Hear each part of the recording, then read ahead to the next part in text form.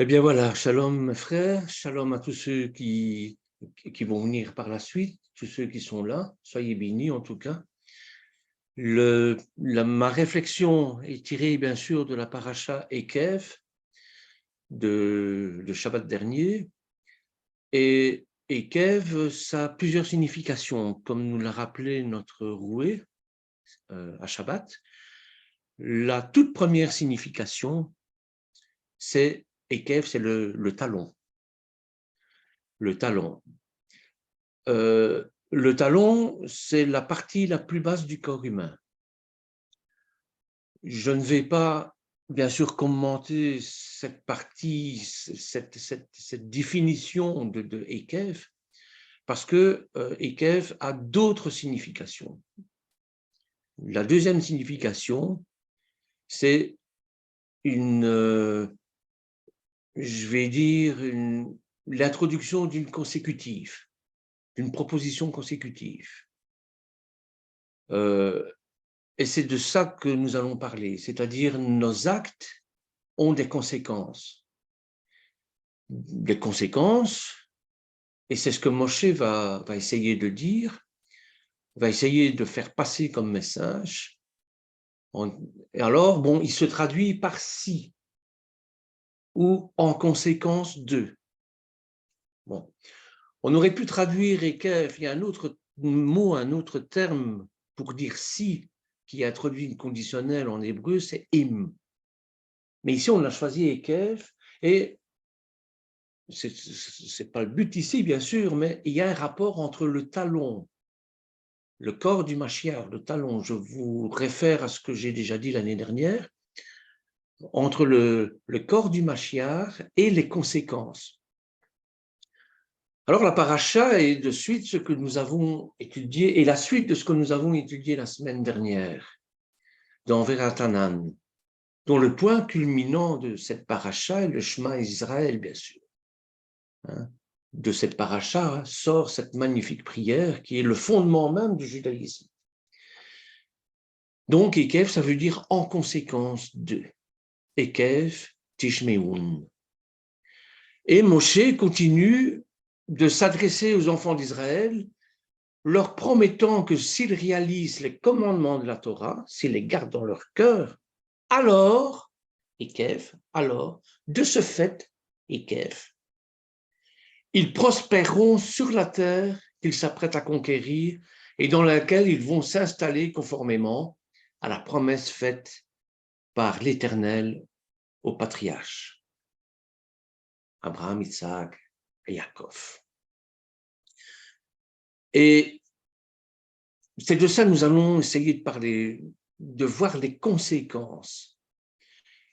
Et notre roué à Shabbat a mis l'accent sur la rétribution, ce qu'on appelle la théologie de la rétribution ou de la récompense.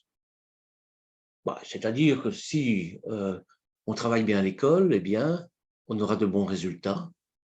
Et Kev, on aura de bons résultats, c'est la conséquence. Et on réussira son année. Voilà. Il y a toute une série de dérives qui tournent autour de ça, mais nous n'allons pas les signaler. Les dérives, c'est bien sûr qu'il y a certaines confessions qui croient qu'on est sauvé par la foi, qu'on est sauvé par les actes et non par la foi. Or, nous savons très bien qu'on est sauvé par la foi. Il suffit de proclamer que Yeshua est notre Seigneur et notre Sauveur pour être sauvé. Les actes, bien sûr, sont très importants, mais on n'est pas sauvé, on ne cherche pas à faire des actes pour avoir le salut. Les Juifs, les musulmans pensent l'inverse, pensent qu'il faut être méritant. Le salut se mérite par de bonnes actions. Et c'est un peu le problème qu'on rencontre avec justement cette paracha Ekev qui est à l'origine de cette théologie de rétribution, cette théologie de récompense. Donc, je vais placer un peu le contexte. On va voir avec le Mashiach, puisque, bon, moi je fais un saut dans la Brit Hadasha, Et on va voir que les conséquences du Mashiach sont excessivement importantes. Les conséquences du Mashiach ont une répercussion dans l'éternité. Et c'est un peu de ça que j'ai envie de vous parler aujourd'hui, que le Seigneur m'a mis sur le cœur, c'est-à-dire que au moment où après avoir été baptisé par Jean-Baptiste, bien Yeshua est bien sûr rempli du la Roua Kodesh. Hein? Vous trouverez ça dans Matthieu chapitre 3, verset 16. Hein? Et il allait en avoir grand besoin face à ce qui l'attendait ensuite. Pourquoi? Parce que alors que Yeshua est emmené par l'Esprit dans le désert, il est emmené dans le désert par l'Esprit pour être tenté. C'est dans Matthieu chapitre 4, verset 1. Et ce qui allait se passer dans le désert, probablement celui de Judée, pendant ces 40 jours suivants, allait avoir des répercussions éternelles. Et qu'ai-je en conséquence de ça? En dehors de sa crucifixion, c'était probablement l'expérience la plus critique que Yeshua allait connaître dans toute sa vie, en tant qu'homme, bien sûr. Et Yeshua confronta son pire adversaire, Satan, le diable, lorsqu'il était physiquement le plus faible aussi. C'est un peu comme Amalek. Amalek, il attaque les Hébreux quand? Ben, quand ils sont fatigués, quand ils sont dans le moment le plus faible. Amalek, il attaque qui? Ben, les vieillards, les malades, les handicapés. Il n'attaque pas les bien portants, jamais. Il les attaque, comme le disent les Écritures, il les attaque par derrière, par surprise. Et les personnes qui savent le moins se défendre. Mais avant d'examiner cette confrontation et voir un peu les conséquences qui vont s'en dégager, nous devons d'abord comprendre pourquoi c'est un événement si capital. Non seulement dans la vie de Yeshua lui-même, mais aussi pour tout le plan du salut divin. Quel était l'enjeu de ces 40 jours dans le désert? Eh bien, lorsque l'homme a fauté, le plan de Dieu exigeait un sauveur. C'était le plan B, pour sauver l'humanité de la destruction. Et pour mesurer l'importance énorme de ces 40 jours, nous devons comprendre la vérité fondamentale suivante. Le plan de salut que Dieu exigeait d'un sauveur devait être mis en œuvre. Et dans le jardin d'Éden, Adam et Hawa avaient le choix entre l'obéissance et le péché. Ils auraient pu recevoir la vie éternelle et gagner et engager leur progéniture dans la voie de la justice et de la paix. S'ils avaient choisi l'obéissance, en conséquence que vous choisirez l'obéissance, et qu'est-ce? Eh bien, vous aurez la justice et la paix. Mais par conséquence que vous avez choisi le mal, eh bien, vous aurez des malédictions. Ce sont des conséquences de vos choix. Néanmoins, le serpent entre en scène, les tente, et ils optent tous les deux pour la désobéissance, au lieu de l'obéissance à Dieu. Lorsque l'Éternel leur demande de ne pas manger l'arbre et le fruit de l'arbre, le seul qui était dans le jardin d'Éden, où tous les autres pouvaient les manger. Mais celui-là, non.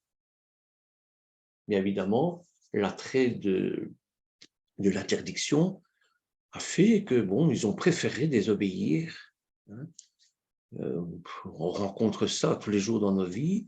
L'enfant, on lui dit, ne mets pas ta main sur le feu parce que ça brûle. Et par rébellion ou pour dépasser ses limites, va quand même mettre sa main sur le feu. Moralité, bon, il est brûlé.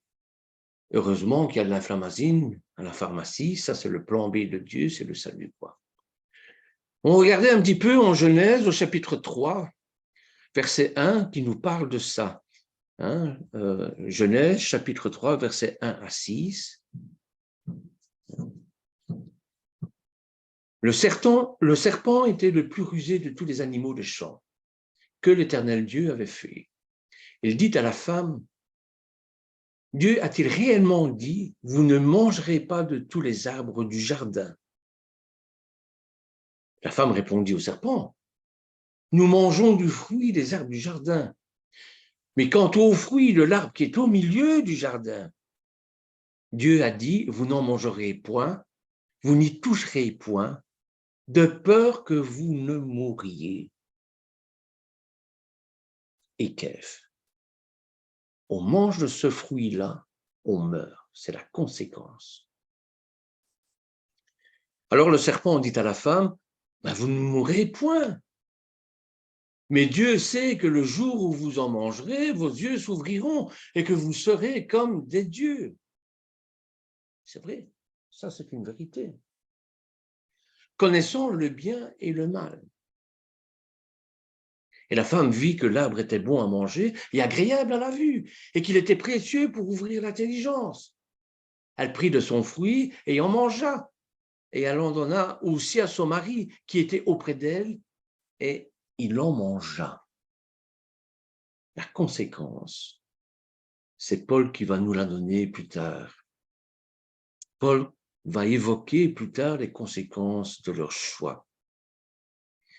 Il va nous dire que par un seul homme, le péché est entré dans le monde. Et par le péché, la mort. Et ainsi, la mort s'est étendue sur tous les hommes parce que tous ont péché. Romains, chapitre 5, verset 2. La mort s'est étendue sur tous les hommes, car, comme Paul l'écrit au chapitre suivant, le salaire du péché, c'est la mort. Romains, chapitre 6, verset 23. Le péché, comme l'explique la Bible, est la transgression de la loi divine. C'est dans 1 Jean, au chapitre 3, verset 4, qui nous dit « Quiconque pêche transgresse la loi. » Et le péché, la transgression de la loi. Comprenez pourquoi Moshe maintenant dit « Si vous gardez mes commandements dans votre cœur, si vous gardez les préceptes divins, eh bien vous aurez des bénédictions. » On en revient au début de la Genèse. La transgression de cette loi inflige une amende, la malédiction. Cette malédiction, c'est la peine de la mort, c'est la peine de mort. Cette peine de mort qui guette tous ceux qui la transgressent. Adam et tous les humains, après lui, les ont transgressés et ont péché.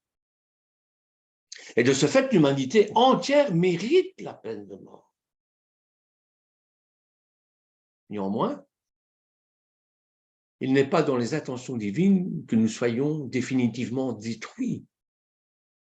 Dieu a créé chaque être humain avec le potentiel de recevoir la vie éternelle, comme ses enfants dans sa famille. Verrez ça dans Hébreux, chapitre 2, verset 10. Il convenait en effet que celui pour qui et par qui sont toutes choses et qui voulait conduire à la gloire beaucoup de fils, éleva à la perfection par les souffrances le prince de leur salut. Il souhaite de tout cœur que nous achevions ce potentiel qui est en nous, que nous le développions, ce potentiel.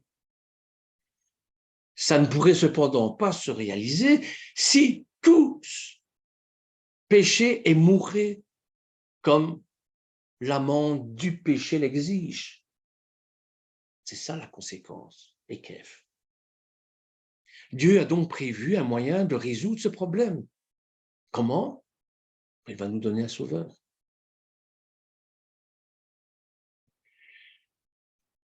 Mais le sauveur a bien sûr des devoirs. Alors, quels sont les devoirs du sauveur? Eh bien, le sauveur allait devoir se charger de la malédiction même, de la peine de mort, et se l'attribuer afin que nous puissions être sauvés, échapper à la mort éternelle, et que nous puissions vivre éternellement. Yeshua, le Sauveur, est venu pour ça, nous donner la vie éternelle. Cependant, dans le plan divin, pour qu'il y ait un Sauveur, deux conditions devaient être remplies. D'abord, la vie du Sauveur devait avoir plus de valeur que la somme de toutes les vies humaines dans l'histoire, de tous les êtres humains ayant jamais vécu. Le Sauveur allait devoir vivre dans la chair sans jamais pécher une seule fois. C'est la condition, ce sont les deux conditions. D'abord, la vie du Sauveur doit avoir plus de valeur que toutes les vies réunies. Et deuxièmement, il allait devoir vivre dans la chair sans jamais pécher une seule fois.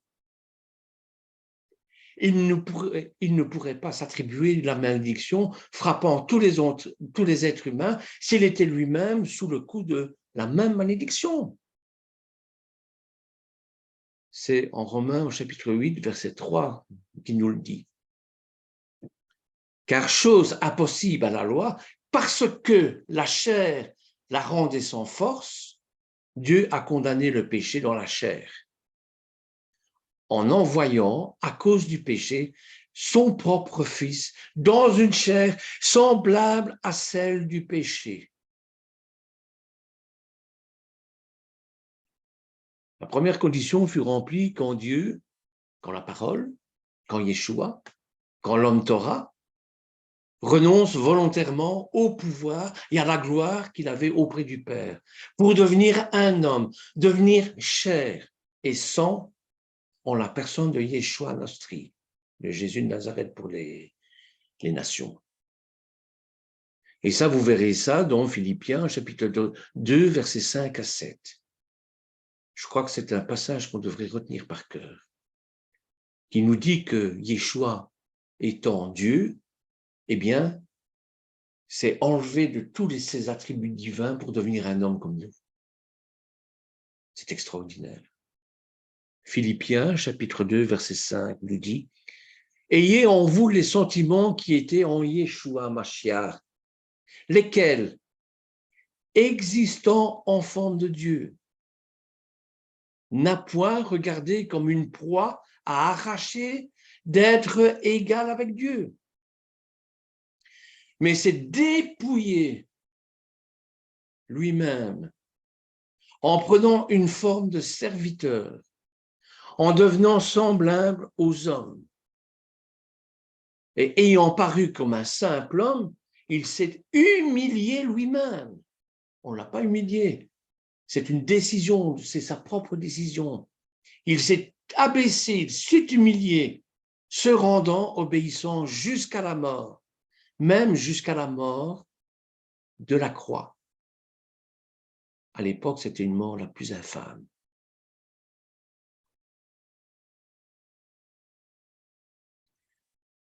Étant Dieu, puisque toutes ces choses ont été faites par elle, par la parole, et qui est la parole, c'est Yeshua. Qui est la parole, c'est la Torah. La Torah, c'est Yeshua, l'homme Torah. Et rien de ce qui a été fait n'a été fait sans elle. C'est dans Jean, chapitre 1, verset 3, dans le prologue de Jean. Donc, il pouvait mourir à la place de tous les êtres humains. La deuxième condition était remplie. Il peut mourir comme tous les autres humains, comme les êtres humains, sans pour autant pécher, et en prenant la malédiction, le péché, la mort sur lui. Je sais que ce n'est pas facile à comprendre, ces choses-là. Pour que la deuxième condition soit remplie, il allait falloir que Yeshua lui-même applique à la remplir parfaitement dans sa vie. Allait-il pécher ou ne jamais pécher? On s'est posé la question, bien sûr. Est-ce que Yeshua aurait-il pu pécher? C'est la question que je me suis posée aussi. Eh bien, en devenant un homme, Yeshua renonçait à sa capacité de ne pas pécher. Bon, il aurait pu pécher. Il n'était pas un robot. Il n'était pas de ce fait programmé pour être mentalement et physiquement incapable de pécher. S'il n'avait pas pu pécher, être parfait n'aurait pas eu de sens. S'il n'était pas fait comme nous, si on n'aurait pas pu le tenter comme comme nous sommes tentés, mais ça n'avait pas de sens. Ça aurait été trop facile. Hein. Voyez? Sa victoire sur le péché et sur la tentation aurait été assurée,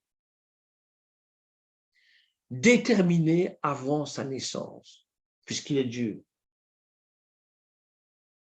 Mais il a pris la condition humaine, c'est-à-dire qu'il a subi aussi les attaques du Satan, c'est-à-dire qu'il a été tenté aussi, il a dû résister à la tentation.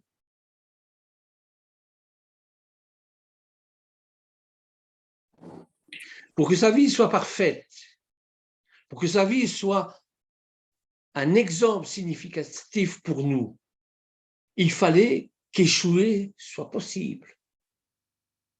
Donc oui, Yeshua aurait pu pécher. Il fallait que Yeshua décide délibérément de résister au péché et de le rejeter. Comme nous avons l'opportunité de dire oui ou non à la tentation.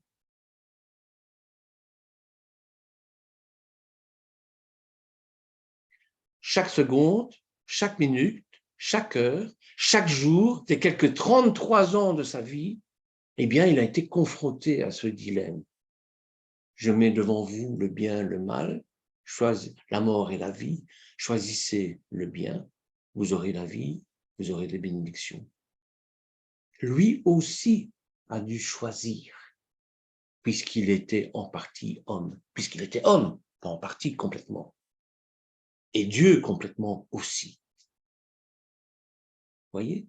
Et c'est pour ça que Philippiens dit qu'il a laissé ses attributs divins de côté, pour pouvoir épouser notre condition humaine. Frères et sœurs, c'est le fondement même de notre foi. En effet, s'il avait péché, ne serait-ce qu'une seule fois, il se serait disqualifié pour être notre sauveur. Je me souviens d'un film qu'au début je trouvais un peu barbant, de Scorsese, qui a été interdit et mis à l'index par l'Église catholique d'ailleurs, parce que bon, il disait que les gens qui étaient pas affermis dans leur foi pouvaient être déroutés. Et ce film de Scorsese, c'était la dernière tentation du Christ. Et on voit Yeshua sur la croix. Et Satan venir lui faire une dernière tentation. C'est bien sûr résumé, mais quand même. Et cette dernière tentation, c'est lui dire, toi qui es le Fils de Dieu, je te propose une vie d'homme normal, avec des enfants, etc., etc., etc. Et tout ce film est tourné comme ça. Bien sûr, on avait choisi comme épouse de Yeshua, puisqu'il devait se marier, avoir des enfants, etc., Marie-Madeleine. Et à la dernière minute, à la seconde même, où il aurait pu être par Satan descendu de la croix, il dit non, ce n'est pas ma mission. Et à ce moment-là, il expire. C'est un film, bien sûr, il y a à boire et à manger dedans, mais ça reflète un peu ce que je dis ici. Si vous êtes affermi dans votre foi, n'hésitez pas à le regarder. Ça s'appelle La dernière tentation du Christ, de Scorsese. Donc, en effet, s'il avait péché ne serait-ce qu'une fois, il se serait disqualifié pour être notre sauveur. Il ne serait pas seulement disqualifié comme sauveur, il se serait aussi disqualifié comme futur roi du royaume de Dieu destiné à détrôner le Satan, le Dieu de ces siècles. 2 Corinthiens chapitre 4, verset 4. Pour que Dieu puisse établir son royaume sur terre, il fallait à tout prix que Yeshua vive une vie parfaite et résiste à la tentation. Hébreux chapitre 4, verset 15, pardon. Hébreux, Hébreux chapitre 4, verset 15. Comme nous, exactement avec notre condition humaine. Yeshua devait réussir là où Adam a échoué. Voilà pourquoi ces 40 jours de tentation étaient si critiques. Et si le Mashiach avait échoué au moment donné, tout le plan de Dieu du salut aurait dû être définitivement abandonné.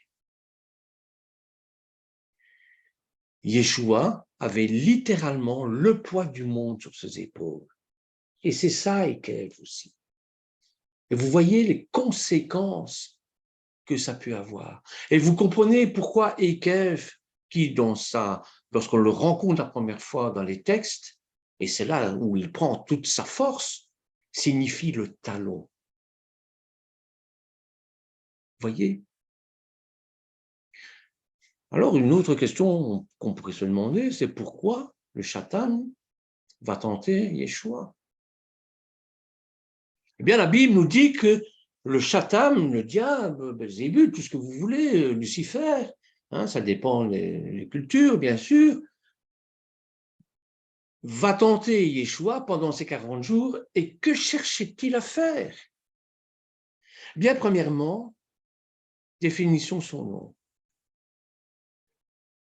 Dans le Tanakh, comme dans la Brit Hadasha, son nom signifie l'adversaire. Il est adversaire, le rival, l'ennemi de Dieu et de ses projets.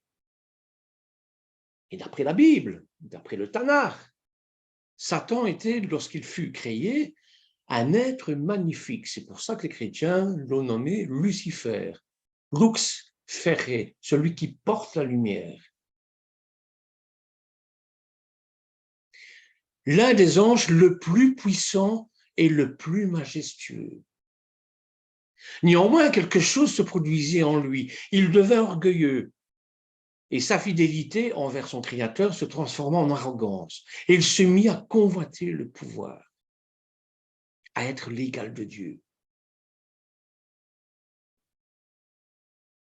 Il va fomenter une rébellion angélique, souhaitant détrôner Dieu et prendre sa place. Vous verrez ça dans Isaïe chapitre 14, versets 13 à 14. Et ce fut sa première tentative visant à détrôner Dieu et à déjouer ses projets. Pourquoi? Parce qu'il devait se mettre au service de l'humain, qui est bien plus faible que lui. Et Satan lui dit, moi, tu m'as créé l'être le plus beau, le plus majestueux, le plus brillant. de toute ta création et tu voudrais que je m'abaisse à servir un humain. Mais jamais de la vie, je ferai ça. Je paraphrase, bien sûr. Hein. Et cette première tentative va échouer misérablement. Son créateur va le vaincre. On voit ça dans Ereskel, chapitre 28, versets 16 à 17. On voit ça dans Luc aussi, chapitre 10, verset 18. Et par la suite, il va essayer de saboter le plan divin en tentant Hawa, Ève, l'humain, puisqu'il est plus faible. Puis Adam, par Ève. Les encourageant à goûter le fruit qu'ils ne pouvaient pas manger, l'arbre qu'ils ne pouvaient pas manger. Et bien qu'il ait réussi à introduire le péché dans l'humanité, eh bien ses efforts ne firent pas dérailler le projet divin. Dieu ayant déjà prévu d'envoyer un sauveur, un Goël, si l'homme venait à pécher. C'est dans 1 Pierre, chapitre 1, verset 20. Donc Dieu avait déjà prévu d'avance un plan B, en cas où. Parce que le Créateur, hein, donc il connaît, il sait très bien comment nous fonctionnons. Hein, c'est comme un appareil, votre ordinateur, ou hein, le concepteur de votre appareil, le réalisateur de votre appareil est quand même plus qualifié que le technicien. Même si le technicien est très bon. Mais l'inventeur connaît quand même toutes les pièces et leurs fonctionnalités. Mais c'est pareil pour nous. Donc, à travers le Tanakh, Satan ressurgit bien des fois, directement ou indirectement. Je vous en ai parlé tout à l'heure avec Amalek. Et le but, c'est toujours d'essayer de saboter ou d'entraver les projets divins en attaquant le peuple de Dieu. Parfois, ces efforts ont échoué, mais à d'autres moments, Satan a réussi à égarer les gens, malgré quelques succès. Il n'a jamais été capable d'empêcher Dieu de faire ce qu'il veut. Dieu est tout-puissant et tout-puissant. El Shaddai. Quand son Créateur est venu sur terre en tant qu'homme il y a 2000 ans, dans la personne de Yeshua Mashiach, Satan y a vu sa meilleure chance de le vaincre. Il savait que s'il pouvait pousser Yeshua à ne commettre ne serait-ce qu'un seul péché, peu importe la gravité, hein, un petit larcin, un petit truc de rien du tout, en pensée ou en parole ou par action, eh bien, il pourrait mettre définitivement fin au projet divin, au projet du salut. Il savait que s'il pouvait convaincre Yeshua de pécher, il pourrait éliminer tout espoir pour l'humanité, d'avoir ses péchés pardonnés. C'est ça que cherchait l'humanité. C'est ça le sauveur. C'est pardonner les péchés des origines, hein, dont les conséquences, c'est toute la myriade de péchés que l'on connaît. Ekev. C'est ça, Ekev. Sans la possibilité d'être pardonnés, les humains ne pourraient pas être exemptés de l'amende du péché. Ils étaient condamnés à la mort spirituelle. Ils ne pouvaient jamais espérer faire un jour partie de la famille divine. Satan savait que sans sauveur, il n'y aurait point de salut possible. Parlons un peu de cette tentative de Satan de détruire son Créateur. Bien, il y avait un autre motif, encore plus sinistre, dans les efforts de Satan pour essayer de faire pécher Yeshua. Son objectif n'était pas seulement d'embarrasser, d'affaiblir ou de délégitimer le Mashiach, qu'on ne le reconnaisse pas comme le Mashiach. Ça, bien sûr, c'est un objectif aussi. Et ça réussit, mais pas tout à fait. Parce qu'il y a des gens qui ne le reconnaissent pas comme Mashiach. Ils le reconnaissent comme prophète, ils le reconnaissent comme rabbin, ils le reconnaissent comme toute une série de choses, mais pas comme le Mashiach. Son objectif n'était pas donc seulement ça. Ce qu'il voulait, c'était tuer le Rédempteur de l'humanité. N'oubliez pas, si Yeshua avait péché, la peine de mort aurait été appliquée. Il aurait dû mourir, connaître la mort éternelle, être définitivement détruit par son propre péché. Et Satan est un meurtrier. Jean, chapitre 8, verset 44. Ce qu'il voulait, c'était pousser Yeshua à pécher, afin de lui ôter la vie à jamais. Une fois qu'Yeshua aurait été détruit définitivement, il aurait gagné. Il aurait pu prendre le pouvoir sur l'humanité complète. Dans ce face-à-face avec Yeshua, le Satan, en somme, effectuait une seconde tentative de détrôner son Créateur. Et cette fois, en le tenant pour l'inciter à pécher et à récolter le salaire du péché, qui est la mort éternelle, on l'a dit. Si le diable avait réussi, Yeshua serait mort. Et la résurrection n'aurait pas été possible. Yeshua aurait été définitivement détruit. Et le Père aurait dû demeurer seul pour l'éternité, dans son éternité, sans fils, sans famille, sans le Christ en tant, sans Mashiach en tant que roi du royaume de Dieu.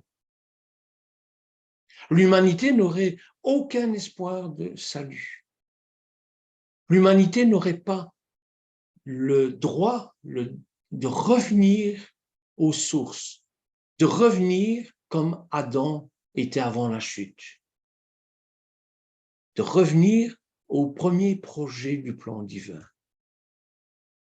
En essayant de pousser Yeshua à pécher, le Satan essayait de tuer le Rédempteur de l'humanité, maintenir son autorité et sa liberté.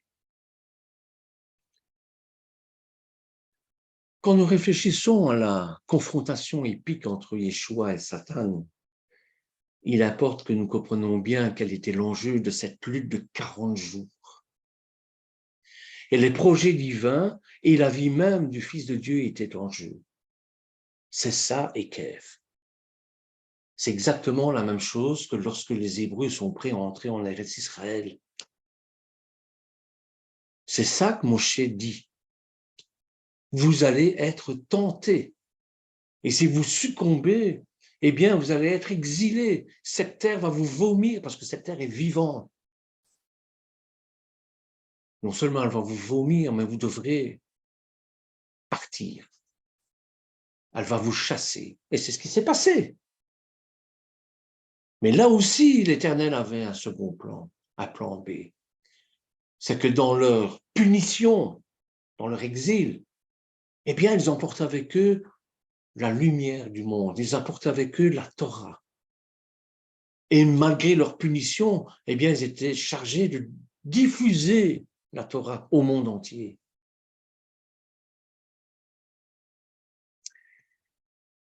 Voyons maintenant les enjeux les plus élevés. Quand vous lisez ce qui est écrit sur ces 40 jours, avec l'optique que je viens de vous décrire ici, c'est-à-dire la destruction du Mashiach, la destruction du Sauveur, eh bien, cette confrontation devient beaucoup plus capitale, bien sûr. Yeshua allait en sortir, soit disqualifié en tant que Goël, en tant que sauveur, ou exempt de tout péché spirituellement prêt à affronter la moindre tentation, qui lui serait faite pendant les 3 ans et demi suivants. Littéralement, dans le plan de Dieu, tout dépendait de l'issue de cette confrontation magistrale.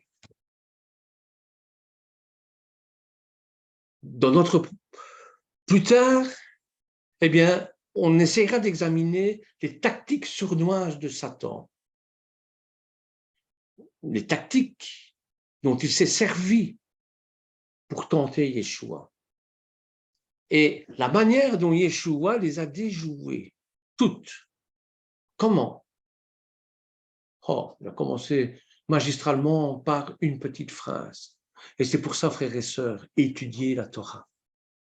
Et si vous êtes confrontés à cette tentation-là, eh bien, faites face à votre adversaire, qui n'est pas des moindres, hein, qui est le Satan, en disant « il est écrit que ».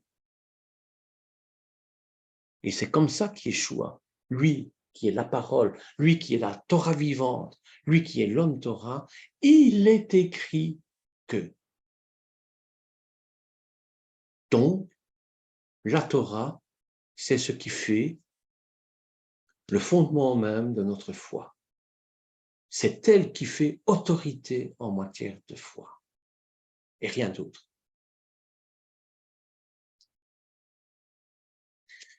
Essayons de marcher comme le Mashiach a marché. Mettons nos pas dans les siens. N'ayons pas peur, parce que si on est à lui, il est en nous. Donc, c'est lui qui va combattre à notre place. Frères et sœurs, merci de m'avoir écouté. Que l'Éternel vous bénisse, en tout cas. Bon après-midi. Bon appétit aussi. Amen.